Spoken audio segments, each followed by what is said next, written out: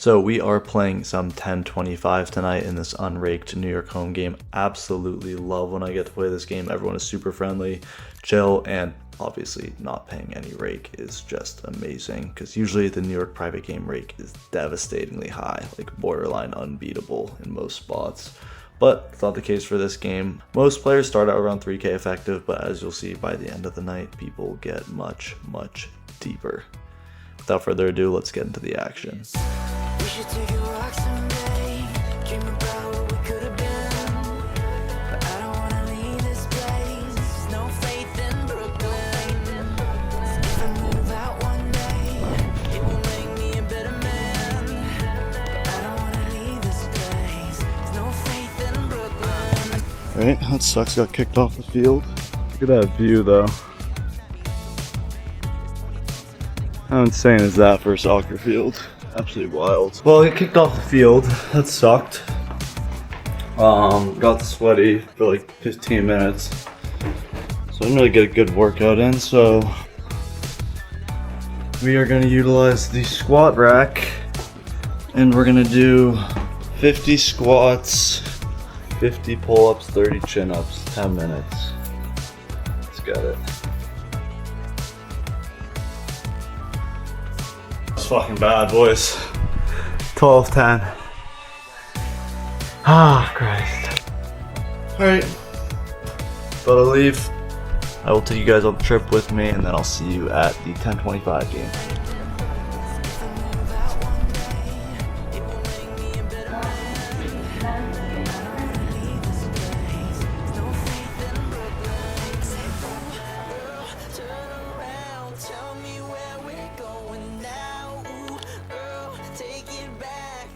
Okay, in this first hand, we look down at Jack 7 of hearts in the cutoff, and I bump it up to $75, and only the small blind player makes the call. So we're going heads up to a flop of King 7-5 rainbow. So we flop middle pair. Our opponent checks to us, and I think you could check back, you could bet. I mean, you have middle pair, it's not like you want to be playing for 3 streets with this hand, but it functions fine as a hand that puts in maybe 1 or 2 bets. I decided to go for a small bet on the flop of $60, and our opponent makes the call. My plan is to just check back every turn where we don't improve to bluff catch most rivers, but the turn is the beautiful Jack of diamonds, so we improve to 2 pair. Our opponent checks to us, and I think there's a spot where you need to get greedy. In game, I decided to go for $450, but think I could have gotten greedier, to be honest. Maybe 500, 550, something like that. I don't think a hand like King Queen, King 10, King 8, King 9 is folding for that size. And then of course, you'll just have some King X of diamonds, 5X of diamonds type hands, maybe some ace high backdoor diamond type flop floats that'll get here as well. But I go 450, and our opponent makes the call. The river rolls off the 9 of hearts, and our opponent checks to us, and I decide to bet $1,000, basically thinking just trying to get called by hands like King Queen, King 10. It's kind of a disaster if we jam our hand and he starts hero folding, stuff like that, and only calling us with like 2 pair plus. So I decided 1k would be a size that would make hands like King Queen and King 10 miserable in his shoes, and unfortunately he thinks about it for a little bit and then makes the fold. So definitely a good fold by him if he didn't call, but maybe we got a little too greedy on the river. Not sure, think it's fine.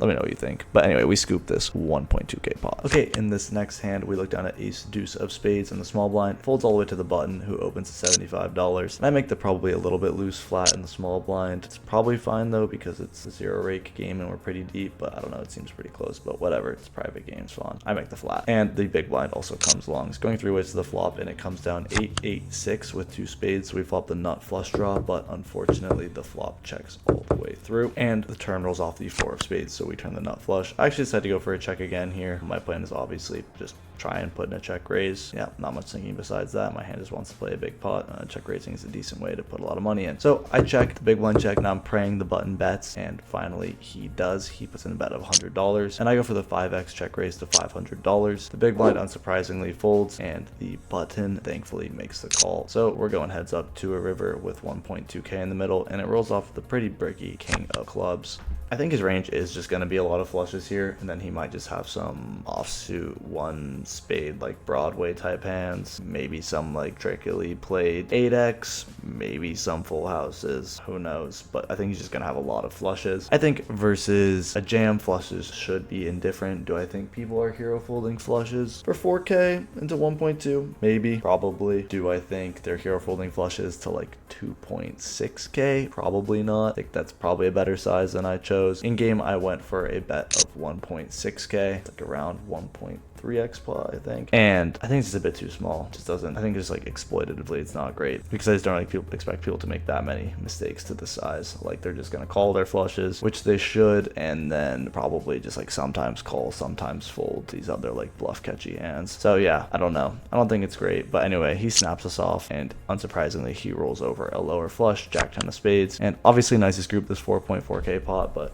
I think I could have went bigger, got a little greedier. Yeah. I don't know, sue me, whatever. We won a 4.4k pot, can't be whining too much. Okay, in this next hand, we're up against the same opponent that paid us off in that ace deuce of spades hand. We see an open from under the gun from just a recreational I've never played with before. Then we see a 3-bet from the low jack, and I decided to put in the cold 4 here with pocket queens in the hijack to $700. Folds back to the low jack, who now puts in the 4-bet to 1.7k. Not an amazing spot by any means for us here. He's basically telling us I have aces or kings. In theory, sometimes people are just going to do this with ace king and queens themselves. You kind of just got to know the guy who like is willing to die with big hands pre when they're deep. I haven't played with this guy enough to know if he's that kind of guy or not, but in game this felt pretty freaking scary, but didn't feel like I knew enough about him to start folding a hand as good as queens, so I made the call. Flop rolls down jack 9-8 rainbow. We're on 3.5k in the middle. We flop an overpair with a gut shot, and our opponent does something pretty dreadful. He decides to go all in for 2.4k. Honestly, just when I flop the gutter, don't think there's any way I'm getting away from this hand at this point. Just gotta like kind of close my eyes and hope he's absolutely dusting it off or has the same hand as us. So yeah, I stick in the call, and our opponent rolls over pocket kings. We decide to run it twice, and I break out both boards, and we get scooped in this 8.3k pot. I think a lot of people are gonna be like full pre. And it's close. It's definitely close. So I don't know, man. Genuinely, it's one of those spots. So anyway, we lose. Let me know what you think. All right, well, that hand with queens was painful, but on to the next. In this next hand, we look down at 10-9 of spades in the small blind. We see a limp from the cutoff, $25. Recreational, I haven't played with before, and I decide to ISO my hand to $175. Hoodie Allen in the big blind. Cold calls, our squeeze, and the cutoff also comes along with the call. We go to a flop of ace-8 deuce rainbow with 1 spade, so we have 2 overs, 2 and 8, and a backdoor straight draw and a backdoor flush draw. The reason I'm telling you that is to justify my c-bet. Do I think my c-bet here is good? I don't know. I think they're gonna have a lot of air on this board, and if we were shallower, I wouldn't do it, but we have a stack depth where I'm okay with tripling off to try and make top pair fold. So yeah, I think it's okay sometimes, but I go for the c-bet here of $125. Only Hoodie makes the call in the big blind. The cutoff gets out of the way, so we're going heads up to a turn, which is the 7 of clubs. That's one of those turns where I'm going to be putting in more money. I turn an open-ended straight draw. I want to go a size where his ace-x is going to call on the turn, and it still leaves me enough on the river to jam and make him fold, hopefully, the majority of his top pair. So I bet $850, a slight overbet, and Hoodie, undeterred, makes the call. I think at this point he's just going to have a lot of ace-x. I think go to 3-bet, like ace-king and ace-queen pretty a lot, and that leaves like a lot of just the other decent Broadway offsuit ace-x, like ace-jack off, ace-10 off, and then like some of these lower suited ace-x I expect him to have. So anyway, he makes the call, and we're going to river with 2.4k in the middle and around 3k behind, and the river rolls off the pretty nice king of diamonds. I say pretty nice because I just do think that's going to be, for some reason, a scary-ish card for most players. I mean, in reality, if they were behind on the flop or turn with a 1-pair ace-x, it's just kind of a bricky river. So yeah, I just think it's going to be perceived as kind of scary. Don't know why. I'm just letting you know what I think. Anyway, I decided to stick to the plan here, and I ship it all in for $3,000. Basically just praying he has some type of weaker ace-x hand, like ace-5, ace-4, ace-9, ace-10, ace-jack, that kind of thing. I think that's usually going to fold to this line, but he goes so deep into the tank, man, like so deep. I don't know, but Hoodie started talking, so I was willing to talk with him. I promise I'm not soloing you, but I do have a good hand. I don't think that you're jamming with ace queen here. I don't think you're taking a hand like that. So it's either a really bad river for me or I was cooked. Start. I think I might make a fold that was just gonna like piss you off, or you're gonna be relieved that you decided to go for it and didn't realize that how uncapped I was. Oh, wow, words. Let me lock in and think about it for a little bit.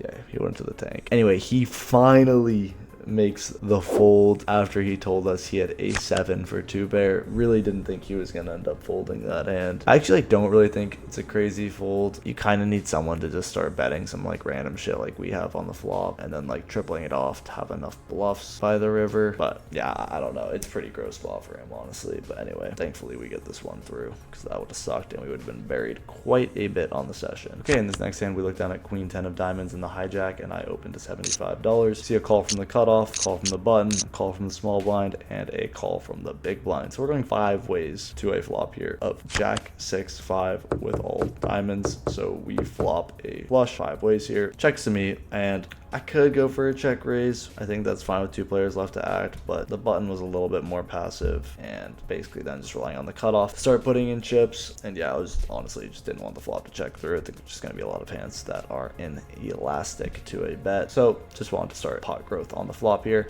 So I bet $150. The cutoff folds, the button makes the call, the small blind folds, and the big blind, who's been fairly passive so far, seems like he knows what he's doing for the most part, check raises to $500. I think our hand obviously beats some value, especially when he calls out of the big blind pre. He's going to have like more of the lower suited stuff than he might have if he like cold called in the cutoff or on the button or something. So, you know, maybe he'll have hands like 9-3 suited, 9-2 suited, 8-3 suited. That being said, though, we are around 5.7k effective at this point, and 3-betting stacking off after he check raises the flop multi-way after playing kind of passive so far seems close. I don't think it'd be like a punt by any means, but it definitely feels close. Anyway, I decided to stick with what I think is just a pretty standard just call here. Versus some guys, I would definitely just like try and put in as many chips on the flop as possible, but it doesn't strike me as the guy to do it against. So I make the call, and the button also comes along with a call behind. I think the button's gonna have some top pair with the diamond, some ace X offsuit with the ace of diamond, weaker flushes, sets, whatever, you name it. We're multi-way, so people tend to play a bit more passive, even with hands that you think are absolutely strong, like 2-pair sets, that kind of thing, especially when the board is mono. Anyway, going to a turn now with $1,900 in the middle-ish, and it rolls off the super bricky 2 of hearts, and the big blind now barrels for 1.2k. I think it's definitely too thin to start raising, versus after the check raise multi-way get called in 2 spots and now he barrels into 2 opponents. I'd have to like know that he makes like some polarization errors or doesn't understand absolute hand strength very well to start raising this hand on the turn. So yeah, I just stick with the call here, and the button also comes along with a call. The river now rolls off the 9 of diamonds, and the big blind checks. I mean, I think some players will trap here, but I think most players, if they have like the ace high flush, might bet like super tiny or something like that in the big blind shoes. So I think he usually just like doesn't have an ace high flush. Yeah, I don't think there's anything to do here but check our hand. I think like bluffing here or turning our hand into a bluff just like seems insane. We still beat his like lower diamonds, and it's still very feasible for the button to just have an ace high flush now at this point. And yeah, we still have plenty of showdown value. So I think it'd just be crazy to turn our hand into a bluff or do anything else besides check. So I check, and the button also checks it back. So I think we actually might win here sometimes, but the big blind rolls over king 7 of diamonds for the second nut flush, and I muck the button muck. So we kind of lost them in here. I don't know, like honestly, maybe I should just like raise, get it on the flop. Like obviously seeing the result, like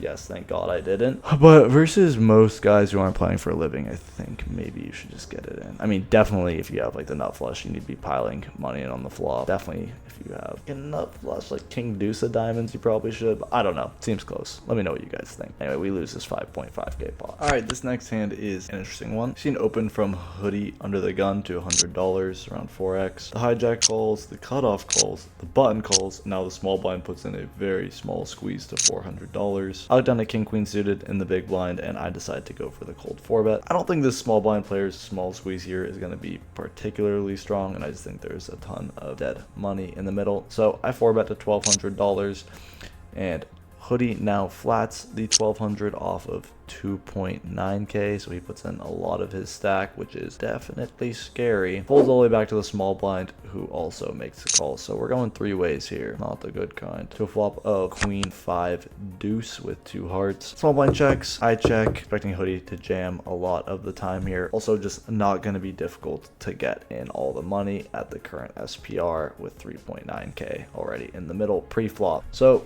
I check, and now Hoodie goes all in for 1.7k into 3.9. The small blind folds, and yeah, it's not fucking awesome, but I'm not folding. Top pair for $1,800 into 3.9k. It's like pretty hard to fold. I make the call, and Hoodie does. I have aces. So yeah, really running into a lot today, and then justifying it by saying I can't fold. But like genuinely, I don't think I can fold in these spots, but you know, whatever, you guys can tell me to fold in the comments. Anyway, we run it twice here in the 7.4k pot, and I break out all the boards, and yeah, Hoodie scoops for 7.5k. Nice hand, brother.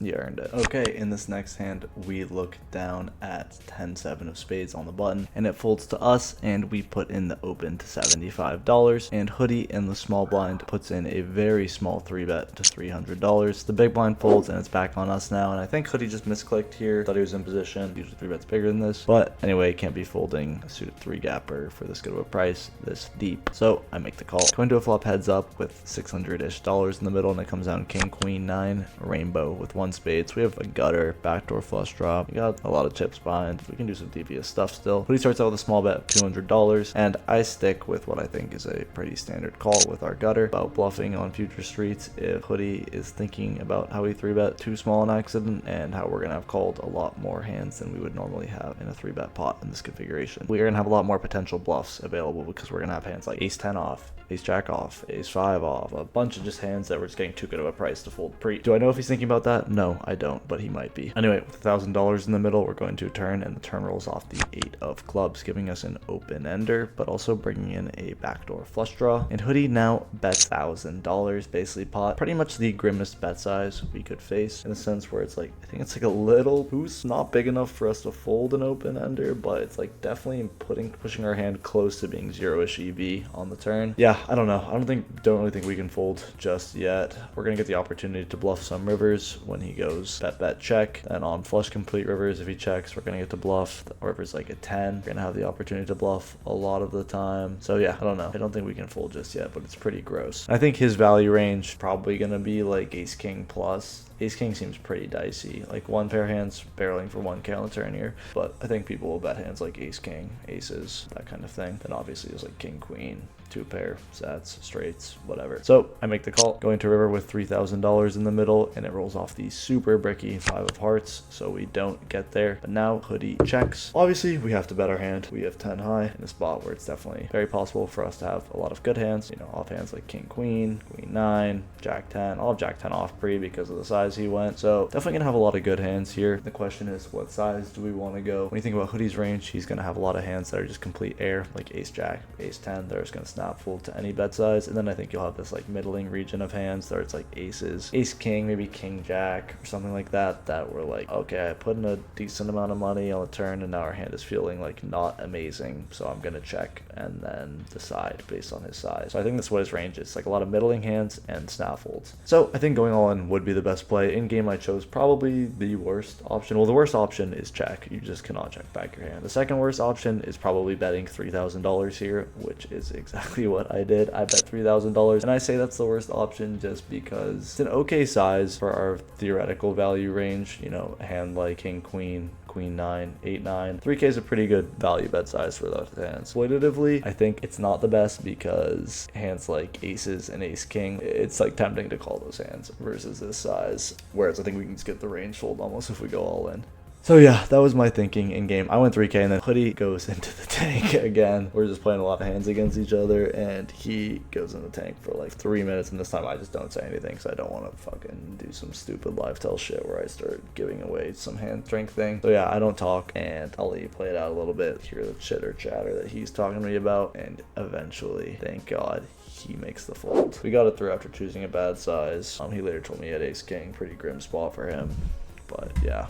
I don't know. I don't think I played it very well, but let me know what you think. We get it through, and we scoop this $3,025 pot. Okay, in this next hand, we look down at ace 9 of spades in the hijack, and I open to $75. See a cutoff flat from Hoodie, a button flat from an unknown recreational player, and now the small blind puts in the squeeze to $400. The big blind folds, and it's back on us now. It's a smaller squeeze size. We're pretty deep. We're like 5k effective. So yeah, I don't really see myself folding a suited ace here. Not very interested in 4-betting because this player typically just squeezes fairly fairly strong and linearly. So yeah, gonna be choosing slightly different 4-bet bluffs. So I just make the call, the cutoff calls, and the button also calls. So we're going 4 ways here with $1,600 in the middle to a flop of king 5 deuce with 2 diamonds and 1 spade. So we flop an over in a backdoor flush draw. And I think, you maybe could start betting here. I'd probably just prefer to use higher equity hands if I was going to start bluffing the flop here out of position to 2 players. So I start out with what I think is a standard check, and the cutoff and button also check it back. So kind of don't really think anyone has that good of a hand here going to the turn. Maybe the small blind is the player who could have the strongest hand, but I think he would have bet a decent amount of his good hands on the flop based on how I've seen him play previously. Anyway, the turn now rolls off the 3 of spades. So we have a gutter and the nut flush draw now, and the small blind bets $625, a little more than a third pot. I think raising here could be an okay option. I just don't really think he has a super strong hand when he takes this line, but then again, he is betting into 3 players. So, the small size kind of says not great hand, but betting into 3 players says better hand. So I don't know. Kind of those things you got to weigh against each other. I think our hand clearly is okay as a call and is maybe good as a raise. I decided to just stick with a call here. My thinking being we sometimes get to stack worse backdoor flush draws from the cutoff and button when we let them come along here. And my hand might not be a great raise. I just wasn't sure in game, but I was certain it would be okay to call. And sometimes when I don't know, I just try and think, okay, what do I know is 100% good here? Well, I know calling can't be a mistake, so I'm just going to stick with what I know is good, which was call. So I just made the call, and the cutoff and button both fold. So going heads up now to a river, which rolls off the 3 of clubs with $2,800 in the middle, and our opponent bets $600. Just such a small size. Thing is, in game, I didn't know if he's finding thin value bets here, hands like queens, jacks, or 10s, but there's certainly a lot of bluffs available, flush draws, 6-7 type hands, ace queen, ace jack, I don't know, just random types of hands. There's definitely bluffs he could have, and then I didn't know if he was finding the value. So it was one of those spots where I'm getting a good price. I know there's bluffs available. I'm not sure if they're finding the value. So I kind of just sighed, and I was like, whatever. I'm just going to call here with my ace high and hope we are good against like a lower flush draw or something. We don't have to be good very often when they bet this small. So I stick in the call for $600, and he chose his queens. So he found the thin value. He wasn't bluffing, and I paid him off. A lot of Chipotle meals. $600 will get you a lot of Chipotle. Anyway, this guy runs the game, and he's super nice, and I don't know, he felt like I just made a whale call, and he didn't even want to accept my money. So he threw me back my $600 and said, I'm not taking that, because I told him I had ace high. You're really gonna call this ace high? Yes. Put the money in and then take it back. Seriously. Take it back. No. Take it back. Take it back. Okay. Take it back. No. No, I told you. Take it back. No, I'm not taking it back. you would. He told me not to call like 3 times, and I still was very stubborn and insisted on calling. Pretty embarrassing, but he was like, no, take this back. I didn't feel right about taking it back, so I insisted on anteing $100 for the next few hands just to the whole table to juice it up a bit, and I don't feel right taking back money that, he deserved. So these next few hands, there's a $100 ante in the middle, and I've never been whale groomed that hard in my life where someone said, yeah, take back this money. That was such a bad call. I don't even want to take it. I don't think it was that bad of a call, but sue me. Okay, so almost in the very next hand after we lost with ace high and we are putting in our $100 ante, we get dealt pocket queens under the gun. So there's a $100 ante in the middle, so I decide to open a bit bigger. I make it 125 this time to go. Folds all the way to the cutoff. Who puts in the call? The button also calls, and now the small blind folds, and now gets the big blind who puts in the smallish squeeze to $500. And this player's been fairly active 3-betting. I just think we have a pretty clear value 4-bet here versus him, so I put in the 4-bet here with my queens to 1.3k. I think I should probably just go a bit bigger. Sure, my size is like fine in theory or whatever, but I just expect this player to call all of his jacks, 10s, 9s, 8s versus this size, whereas, they should be indifferent and mostly folding versus bigger sizes, but, I think I can just get greedier. I don't expect him to mix folds with hands as good as like jacks, 10s, 9s, say should versus a 4-bet in these EP versus late position configurations where ranges are tight, but, I expect him to call those, so when I have a good hand, I should just get greedier. Anyway, folds back to him, and he makes a call. So we're going heads up to a flop with around 2.8k in the middle, and it rolls down the beautiful queen 8 deuce with 2 hearts. He checks, and I start out with a small bet of $800. Don't want to let him start hero folding hands like ace king on the flop that are drawing dead, jacks, 10s, 9s, just like really want those hands to call at least one street. So I bet small, and our opponent thankfully makes the call. Going to a turn now, which rolls off the jack of clubs. Our opponent checks, and I don't think there's a ton of merit in going huge here. I mean, we have about 5k behind. There's around 5k in the middle. Not going to be hard to get all the money in on the river. And I kind of just want to leave rope if he wants to do something insane with a hand like ace king, jack 10, pocket 10s even, pocket 9s. I don't know. There's no point jamming when we have like the effective nuts and we want to like leave our opponent some rope essentially. So when he checks, I bet 1.5k into around 4,400, and our opponent thinks for not very long before saying the beautiful all in for 5k. I mean, you have 9 10s, or it doesn't even matter. You're getting all my money. So I snap it off, and he rolls over pocket 8s. Pretty disgusting set over set situation on the flop. Anyway, we decided to run it twice in this roughly 14.5k pot, and thankfully we hold both boards. Sorry guys, I'm not super good at doing this really climatic build-up thing. I just cooled someone's penis off and we won 14.5k pot. Incredible. And I'm unstuck now on the session. Absolutely incredible. We scoop the spot. Okay, in this last hand, we're playing some 10, 25, 50 now. I'm in the $50 straddle. We were occasionally straddling. I'll throw it on sometimes. I'm feeling a little splashy. Anyway, I'm in the $50 straddle this time, and it folds to the cutoff, who is a recreational player, and they opened $225. Folds to me, and I defend the straddle with queen 8 of diamonds. Going to flop with $485 in the middle, and it rolls off queen 3 5 with 2 diamonds. So we flop top pair and a flush draw. I check, and our opponent puts out a larger bet of $350. Our hand's obviously just like good enough to get it in on the flop, and versus some players I would consider just like raising and I don't know, just like fast playing essentially our hand for value. But this guy was actually quite aggressive, and I'd seen him just barrel a bit with just complete nonsense. He was just, you know, getting after it. And I don't know, we have a hand that can easily withstand aggression, doesn't need any protection, and you know, it's not like it like coolers like the top end of his value or something where I just like want to get it in always on the flop here. So I think it made sense to call, so I just stuck with a call.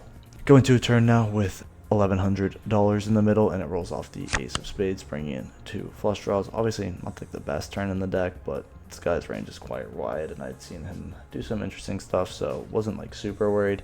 I decided to check. Don't think there's anything else to do here, and the cutoff now barrels for $550, around half pot. Honestly, feeling pretty good about our hand facing this size. Just think we have the best hand the majority of the time. If you had an ace, I think you would go a bit bigger given the double flush draw texture. And yeah, I kind of think you would go bigger if you had a good hand, and I think we probably have the best hand most of the time, and if we don't, we still have a lot of equity. So I make the call. Going to river, which comes off the queen of clubs. Against a lot of players, I would consider leading here, or I would lead here versus a lot of players, given, you know, I'm going to have way more queen X than them. I think they're going to give up a lot of their bluffs. I don't think they're going to value bet.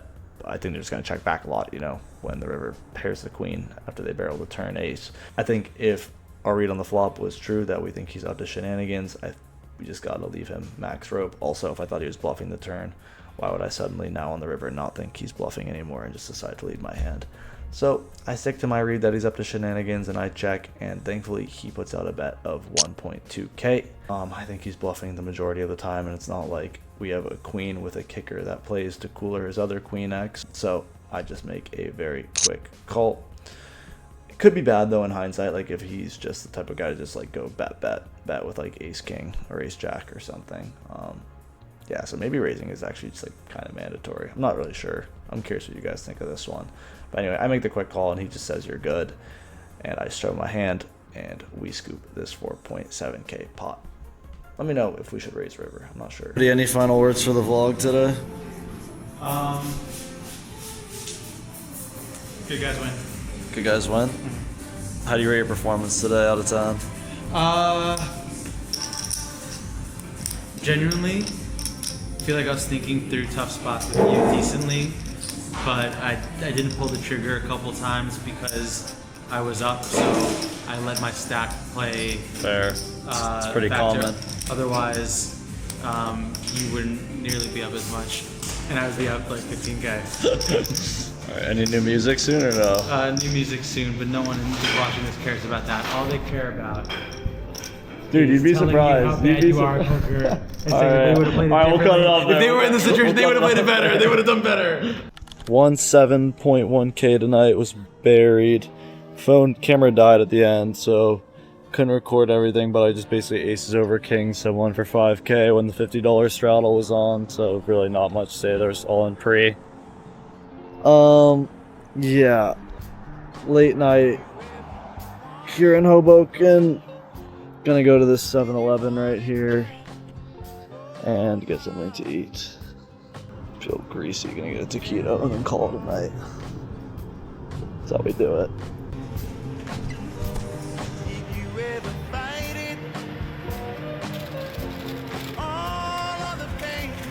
Wow, I feel greasy as fuck eating this right now, but it's so good. I'm not gonna lie, I did have 3 beers at the end of the game, like last 30 minutes. I've completely quit drinking and playing. I was absolutely buried and I got unstuck and everyone was drinking, so what do you want me to do?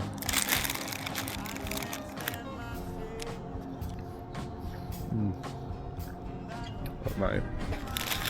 Alright, well, that's a vlog.